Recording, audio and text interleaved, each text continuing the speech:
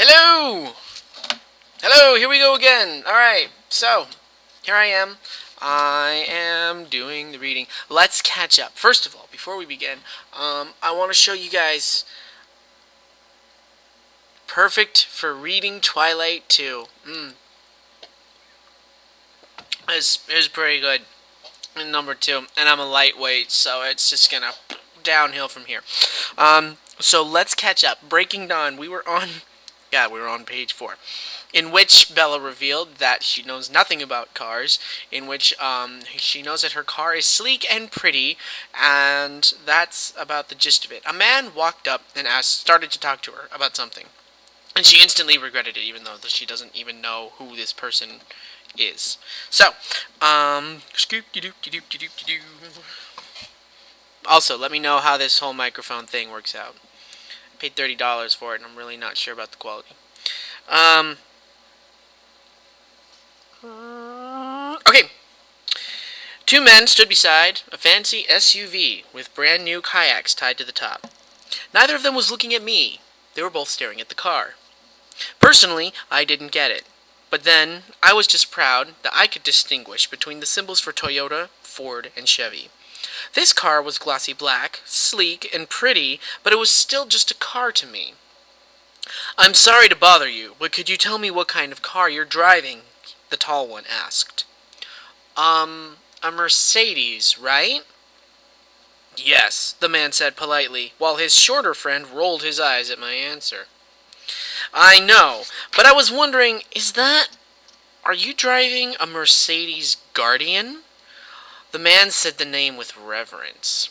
I had a feeling this guy would get along with Edward Cullen, my fiance. She hesitates in the narration. Oh my god. With Edward Cullen, my fiance. There really was no getting around that truth with the wedding just days away.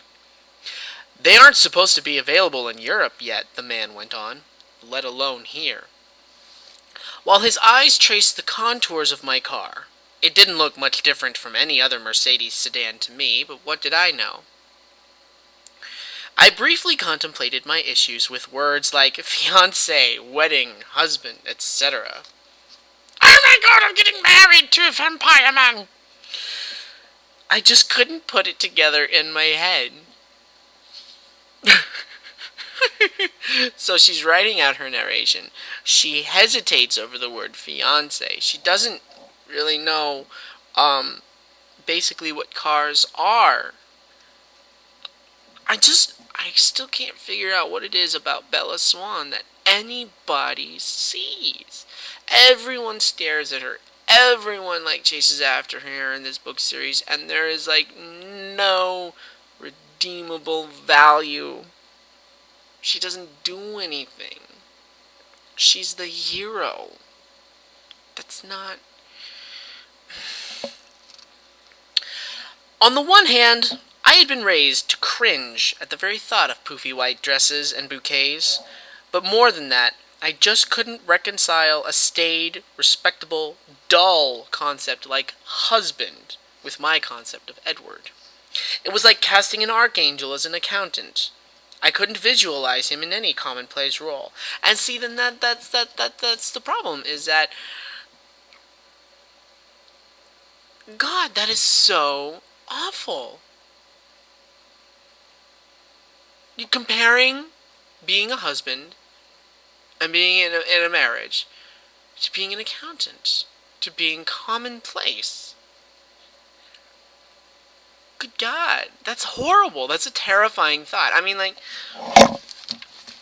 look, I'm divorced, but it's way different than being an accountant. It's not a commonplace role at all. It's challenging. It takes work. It takes effort, and sometimes it doesn't work out. But an accountant? Really? That's Bella's viewpoint on a husband, on what a husband is. Something commonplace, an accountant. Or maybe we should just say that's Stephanie Meyer's viewpoint on the subject. Husbands are boring, essentially. Like always, as soon as I started thinking about Edward, I was caught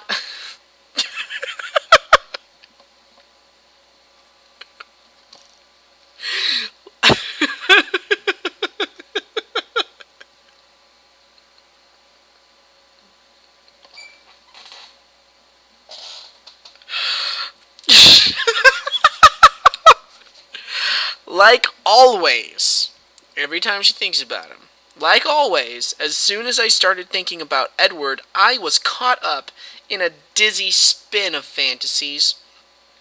The stranger had to clear his throat to get my attention. He was still waiting for an answer about the car's make and model. I don't know, I told him honestly. Do you mind if I take a picture with it? It took me a second to process that. Really? You want to take a picture with the car? Sure, no one is going to believe me if I don't get proof. Okay. Fine. I swiftly put away the nozzle and crept into the front seat to hide while the enthusiast dug a huge, professional-looking camera out of his backpack. He and his friends took turns posing by the hood, and then they went to take pictures at the back end. I miss my truck, I whimpered to myself.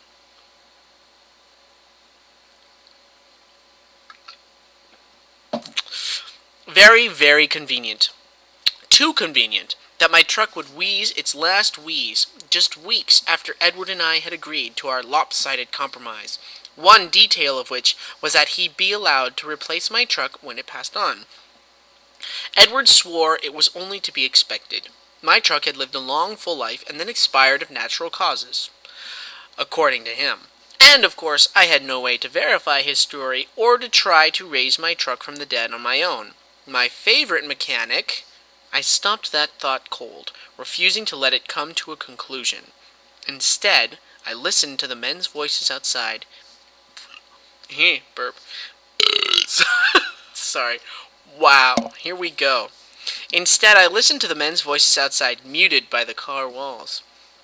Went at it with a flamethrower in the online video. Didn't even pucker the paint.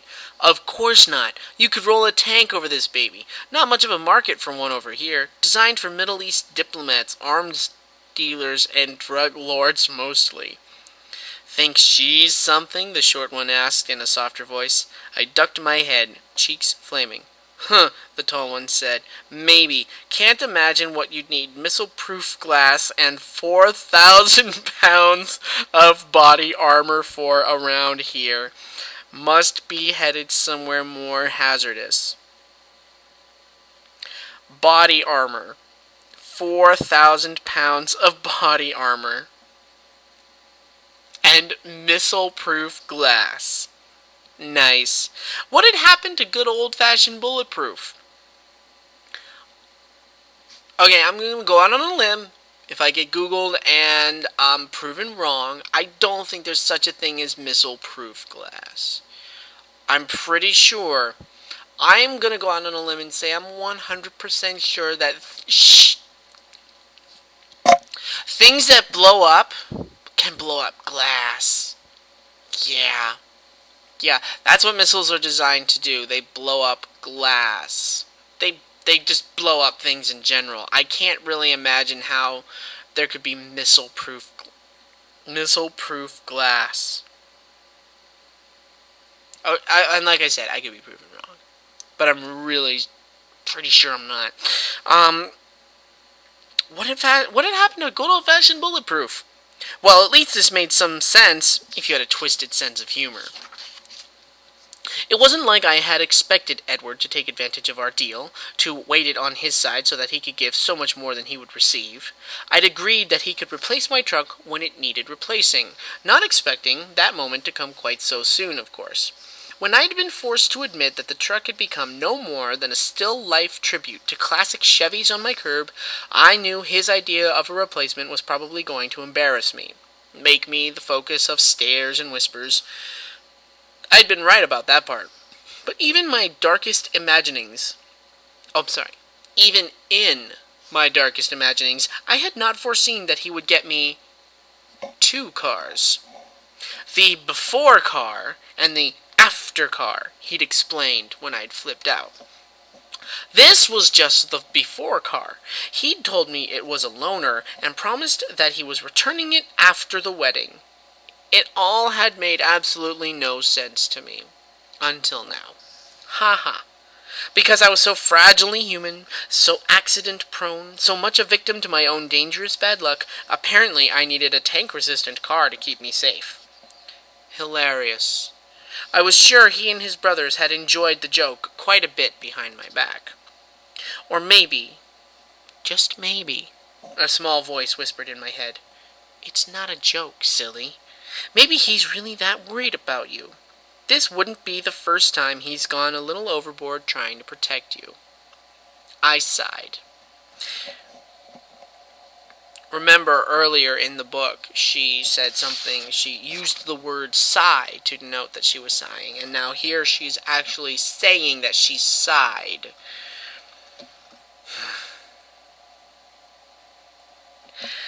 I hadn't seen the after car yet. It was hidden under a sheet in the deepest corner of the Cullens' garage. I knew most people would have peeked by now, but I didn't really want to know.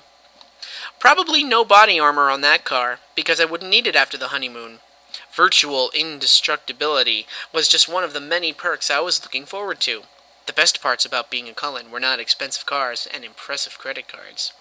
"Hey," the tall man called, cupping his hands to the glass in an effort to peer in. "We're done now. Thanks a lot."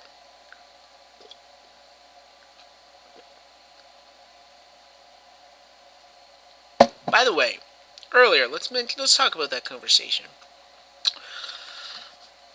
She heard the two guys talking in the car, right? Right. She's standing. 4,000 pounds of body armor, missile-proof glass, and yet she can hear the dudes talking outside the car.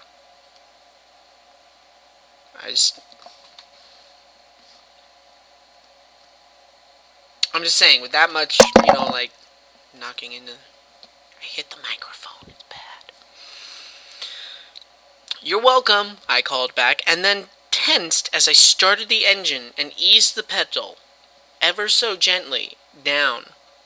No matter how many times I drove down the familiar road home, I still couldn't make the rain-faded flyers fade into the background.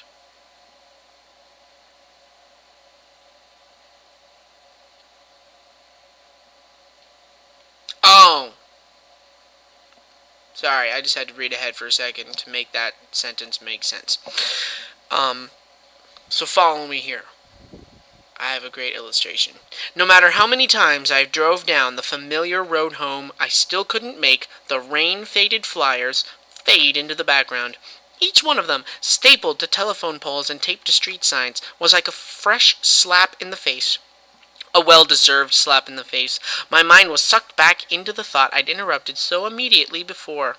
I couldn't avoid it on this road, not with pictures of my favorite mechanic flashing past me at regular intervals. My best friend, my Jacob. The "Have you seen this boy" posters were not Jacob's father's idea.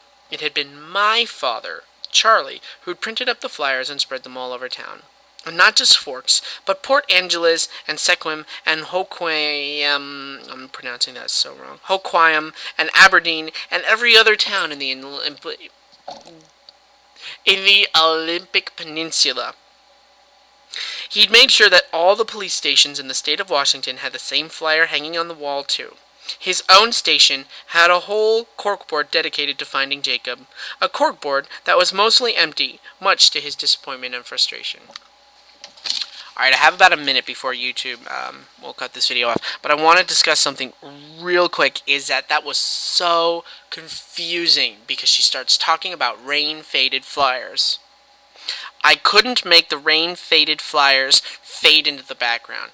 Now, by mentioning that first, it is so utterly confusing. Like, you saw me stop because I had to actually read ahead and figure out what the hell that she was talking about. Rain-faded flyers. I'm like, okay, what rain-faded flyers? Then, of course, we go further in and we talk about, have you seen this boy? Like, the posters of Jacob. So apparently Jacob is missing. That's right, I think he disappeared at the end of the third book. I don't remember. But, yes, that's very confusing. Like, mentioning the flyers first and then trying to get rid of them in her mind would have been more effective. So I'm just going to end this video real quick, and then I'm going to pick up where I left off.